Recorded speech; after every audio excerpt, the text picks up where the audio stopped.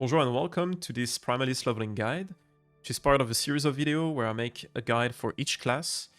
This is a build designed for every skill level, so no matter if you're a new player, a returning player, even for returning player you're gonna learn some stuff. And I designed the build to not respect our passive tree, but you're gonna be required to respect your skill trees. The reason why we're doing this is because we're gonna unlock skills as we progress through the campaign, through the endgame. We're gonna unlock certain passive tree nodes and stuff.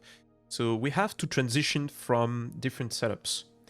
We have like a smooth damage and survivability and a smooth experience overall. So this build has 4 steps. Let me give you a brief rundown. The first one is gonna be from level 1 to 9, where we're gonna play with Swipe and Wolf. We're gonna summon our Thorn Totem. The Wolf are gonna attack, help us increase our damage, and Swipe is gonna be our main damage skill. At level 10, we're gonna unlock Tempest Strike. You open up the skill panel, the Tempest Strike this ability, which costs a lot of mana, but is gonna give us also a lot of damage. This is gonna go from level 10 to 18, and we're also gonna use Stormcrows in combination with Tempest Strike. After that, we are going to unlock Tornado around those levels. So Tornado is going to help us proc Stormbolt. Stormbolt is the proc from Gathering Storm. And instead of using Gathering Storm ourselves, we're going to use Tornadoes that are going to proc a lot of Stormbolts, basically. And the build revolves around scaling the damage of Stormbolts. So from this point on, there's still going to be like 2 setups. So from level 18, 19 to around level 34, I believe, you will be using Tornado, Gathering Storm, and Stormcrows. And after that, when we have enough point in Werebear form, we're going to use Werebear form on top of it. And it's going to be kind of like a rotation gameplay, like you could see in the gameplay showcase. And then after that, yeah, we have the final setup with Tornado, Werebear form. We're going to use Warcry. And we're going to have like a lot of mobility. And the good thing with this build is that we can clear while moving. This is really important. After level 35, the build is going to unlock all its potential. And yeah, it's very fun to play. It's direct damage. You also have other options, by the way, for leveling a Primalist. Just going to briefly mention them. So you have Shaman with Thorn Totem and Storm Totem. You could also use Totem Upheaval to boost the damage of your other totems. I didn't do this build in particular because the damage is kind of on the lower side compared to, for example, this build. And on the other side, it's also a build that has a lot of survivability. It's very easy to cap your resistance on Shaman Thorn Totem build. But yeah, I prefer the Druid version. Then we have also Beastmaster. Beastmaster has a lot of potential with melee companion builds. So Summon Bear, Summon Wolf, Summon Sabertooth, and Summon Raptor. I would say the best one is Summon Wolf, damage-wise. It's also really solid for your survivability, because you have a lot of minions. And the reason why all of those builds are really good on Beastmaster, let me open up the passive tree real quick. It's because of the bottom part of the passive tree, because of Aspect of the Shark. Aspect of the Shark is an insane buff. It gives you and your minions around 700% increase melee damage for free, 100% increase attack speed, and an insane amount of armor shred chance. So basically any minion that does melee damage is going to deal a lot of damage with this setup. The only downside, and why I'm not going for this setup in particular, is that you have to be in melee range, because you have to proc Aspect of the Shark, so you have to hit yourself. And it comes online pretty late. Basically, the reason why we're getting all those stats is because of those 2 nodes. So they are on the far right of the passive tree, which means we get them kind of late. So the build power is not really there before you get to that point. Okay, for the gameplay of the build, let me break down each step of the build. So from level 1 to level 9, you're going to start with your Wolf and with Swipe. Then you're going to unlock your Thorn Totem, your Fury Leap, and Eter's Blessing. You use only those skills up until level 9. So you summon your Wolf to help you deal damage. You summon your 2 Thorn Totem. And then you just use Swipe. And that's going to be your damage rotation of some sort. You kind of have to summon your Thorn Totem pretty frequently. To move quickly, you use Fury Leap. Pretty cool. And whenever your minion is about to die, or you are about to die, please feel free to use Eterra's Blessing, because it gives you back 100 health. And early on, 100 health is like a third of your health, almost, or even half. So this is basically like a potion, a free potion that costs mana. The next setup, we are going to use Tempest Strike and summon Stormcrows. So we summon the Stormcrows, and we're going to use Tempest Strike up until we are out of mana. So I have a lot of regen right now because I'm on a high level character with gear. You're going to be out of mana pretty frequently if you use it too often. So at that time, you just use Swipe, right? You can also use Gathering Storm after you inspect Swipe for the summon Stormcrow, sorry. So this setup is not going to last you a long time because after a while, you're going to unlock Tornado. And so when you unlock Tornado, you replace your Tempest Swipe by Tornado. And what you do is you just summon your Tornadoes, like you were doing with Tempest Strike. And you see it's gonna cool down Storm Bolts automatically. Same as Tempest Strike is gonna cost a lot of mana. So what you have to do is just use Gathering Storm in the meantime. Do not use your Companion ability though. It costs a lot of mana and it's not really worth it in terms of damage. So after level 35, we are going to spec into Warcry, meaning that we are going to use Warcry instead of Eterra's Blessing, and we're also going to replace our Crows for the Werebell form. So first things first, for clear, not for a single target, for clearing like small mobs that don't have a lot of HP, what you do is you go into Werebell form, and you use Roar on cooldown, and you just Rampage. And you see how it inflicts those lightning bolts on the boss dummy. It is going to be automatic targeting, so you don't need to target any mob. You just press your Warcry that is called Roar on the Werebell form. Yeah, just Rampage, and it's going to kill stuff. Then for single target, so you're going to need single target on rares maybe, and mostly on bosses. This is going to be very important. So follow closely what I'm about to explain to you. So you have to rotate between your two forms, your human form and your Werebell form. In a human form, what you're going to do is you're going to press Warcry still on cooldown, and you're going to press Tornado. Let's say I'm not in Werebell form yet. Once I'm out of mana, I go into Werebell form, and then I still Roar on cooldown. And as soon as my human form is back, I go back in human form and I use my Tornado again. So this is kind of like a rotation between the two, where you spend your mana in human form on Tornadoes, and then you swap back to Werebell form to gain back your mana. So this is the simple explanation. Another thing that you can do, and I'm not doing it right now, is on the action bar of the Werebell form, you want to place the skills that you want to use in the same position as in human form. So what I'm talking about is actually using, for example, let's go back here. See where here I have Warcry and Tornado on 3 and 4. And my Werebell form on 1. So those are the three skills that I'm going to spam, basically, on cooldown. So when I go back into Werebell form, what I'm going to do is I'm going to put also the skill I'm spamming in Werebell form in those 3 slots. So I would go for Swipe here. Let's replace this by Mole. You could also use Rampage, to be fair, because while Rampaging, what you have is 20% more lightning damage. So now, whenever I press 1, 3, and 4, let's say pressing 1, 3, and 4 all the time, I literally don't have to bother about anything else. I can just press 1, 3, and 4 on bosses, and it's going to do the rotation automatically. See how convenient it is? So, yeah. Like I said, you can also replace Swipe in Werebell form by Rampage. The thing with Rampage, in the small arena, it's not going to be very practical. So I recommend just swiping if it's like a small arena, or if you don't really want to move. Yeah. You never use Gathering Storm, human form, unless if you go out of Werebell form without any mana. You can use Gathering Storm in the meantime, and then use Tornado as soon as you have mana. But yeah, the reason why I put Gathering Storm on the right click, it's something I explain in my mage guide. That generator, you always want to put them on your right click, even though it's not very practical, because the right click doesn't have priority over the other action slots. So everything that is on my first 4 action slots will always be casted before my right click, if they can be casted. So let's say I cast Tornado up until I have no mana, and I also right click at the same time. So right now it's casting Tornado, Tornado, Tornado, boom, I'm negative mana, and it's casting Gathering Storm whenever I'm negative mana, up until I have enough mana to cast my Tornado. So very important. So in summary, you just go in Werebell form for clear, and whenever there is a boss, you pop out of Werebell form, use your tornadoes, your war cry, and then yeah. See, as I do, I just press my 3 buttons all the time, and it's doing my rotation automatically. There you go.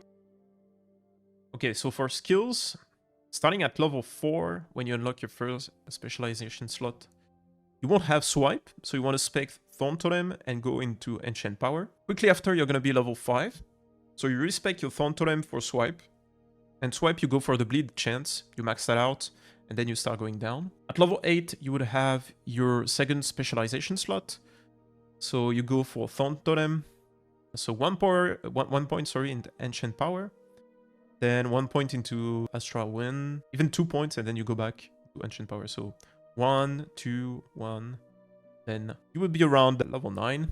So at level 10, you will unlock Tempest Strike, and you're gonna replace your Thorn Totem by Tempest Strike. In Tempest Strike, what you want to do is get that Gladiator of Lagon node. So you max that out, and then you go for this one, Ancestral Swiftness, to reduce the mana cost and increase the attack speed.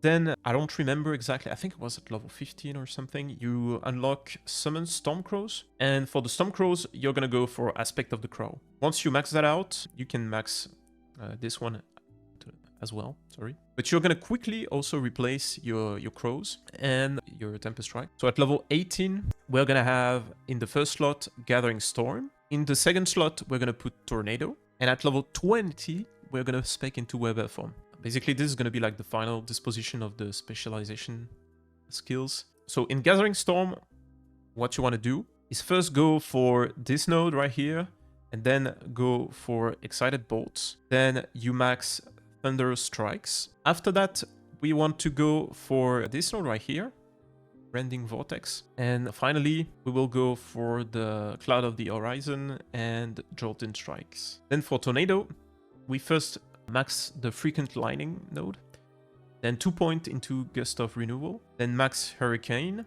then 1 more point into Lasting Storm, then max Gust of Renewal, and put 2 points into Storm Dervish. For Weather Form, so quick reminder, do not use Weather Form as soon as you get it. What I recommend you doing is wait until you get to this node, Unending Storm. So this is going to be the node that we're going to rush. So 1 point here, 2 point here, 1, 1, 3, 1. Then we're going to put 2 points into Invigoration. Then 1 point here, 1 point here, and 1 point here. Then you max Crackling Assault, and then in the end, you max Relentless Thunder. Next, we have Warcry at level 35. So Warcry, as soon as you get it, you want to max Whirlpool node. Then you want to go for this node right here, Ferocity. As soon as you get it, you get the Element Clans. Then you max Battle Cry. And then lastly, you want to go for Bringer of Winter to increase even more your crit chance. And then lastly, at level 50, you want to spec into Maelstrom. You want to rush this node right here. So put 3 points there instantly. Then max Whirlpool. Then go for Wind Fury. Then 1 more point into Slit-Footed. And then lastly, you want to put all the remaining point into Essence of Debris.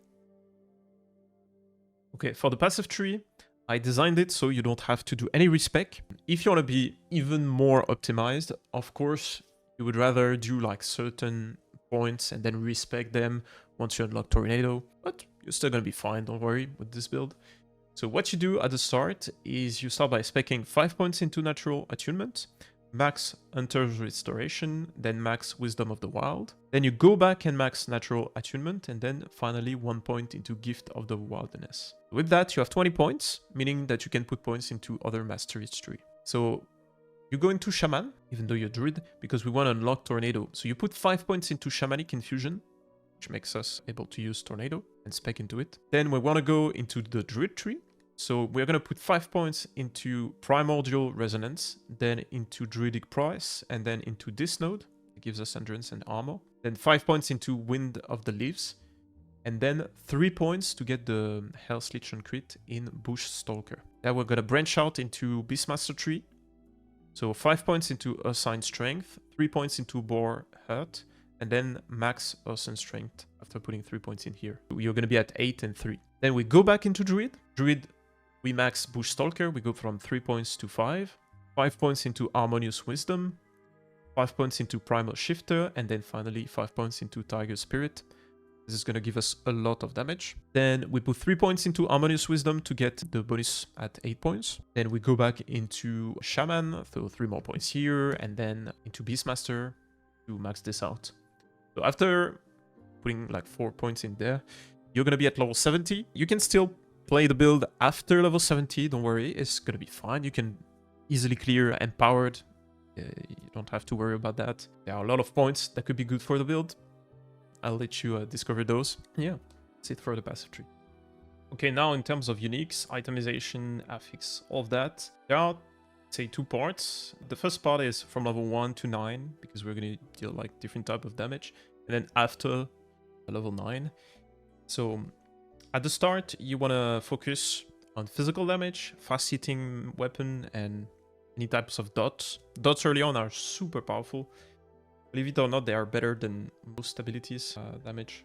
You want a weapon kind of like this, use physical or increase dot damage and chance to bleed, chance to ignite, chance to poison.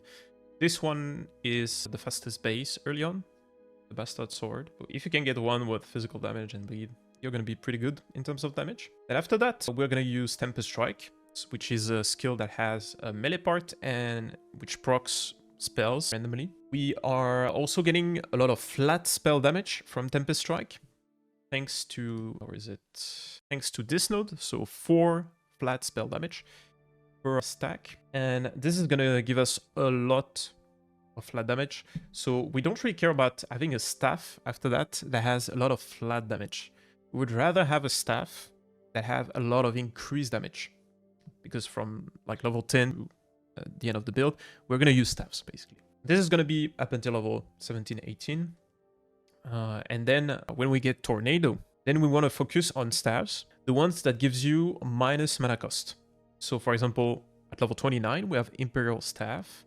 At level 50, we have a Moon Staff. And at level 70, we have the Temple Staff. So those 3 are really good upgrades because they reduce the mana cost of your Tornado, and also the Lightning Bolts are not going to cost any mana. Because the problem with that, if you go into Gathering Storm, is that you consume with Excited Bolt a percentage of your current mana.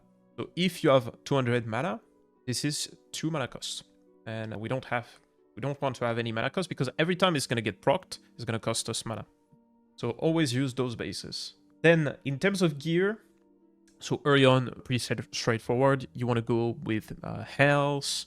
You want to go, there is also, like I saw this new ward, affect that looks super good. We saw it on rings. Physical resistance, all that kind of stuff. After level 10, you start looking for ways to recover your mana, increasing your mana pool. So anything that gives mana, increase mana regen, all those bases. You have gloves. Usually there is a belt that gives you 35 mana. And yeah. And then after level 18, 19, we're going to transition to our final build, or at least the first version of it, because we're not going to use Web FM yet. We're going to wait until level 35. And yeah, we're going to use staffs that have minus spell mana cost. We want to have a lot of increased spell damage, lightning damage, total damage. And then you want to focus basically on item that gives you reses, like Bone Amulet, Colem Armor, Solarum Greaves, Eoborean Boots, sorry. You have Spider Silk Sash. Also, increase your cooldown recovery speed. This is the most important stat after level 35. This is number 1 priority because it's going to make the transition between the 2 states of Weber form and human form much quicker, and it's going to smooth out the build. So get Opal Rings and cooldown recovery speed on your belt and your boots at tier 5 as soon as you can get, sorry. Yeah, gloves.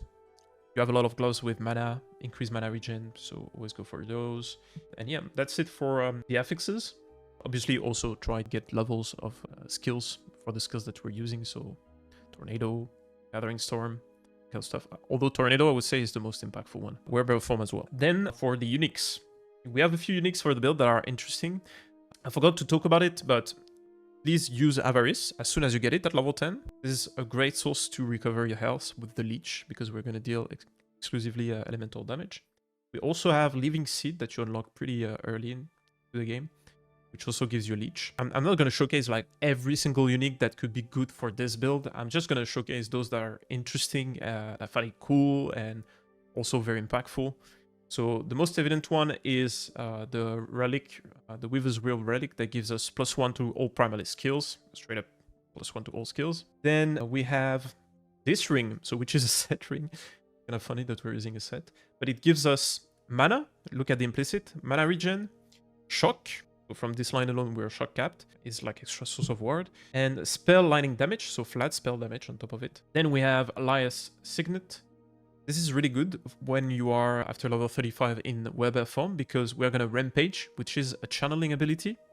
So this means whenever we Rampage, we have 75% elemental res. We have a chance to gain ward when we get hit, and we also have, just in general, increased lightning damage. So this is pretty good. We also have this amulet, which gives us a bonus and a penalty. The bonus is increased damage and increased movement speed while we're transformed, and the penalty is minus to all res while transformed, so kind of a double-edged sword. So don't use it if you see that you're dying too much, but the minus all res is only while you're transformed. So usually when you're transformed and you're using your rampage, you're killing everything, so it shouldn't be that much of a problem. And this body armor, which makes you look way cooler, is basically like a free MTX. So, boom. I'm in Weber form. If I equip this, I go back into Weber form, you're gonna see. I'm a white bear. Oh my god. Yeah, looks sick. And what it does, it gives you movement speed, a bit of armor in the implicit, a lot of elemental damage, rage gain on kill.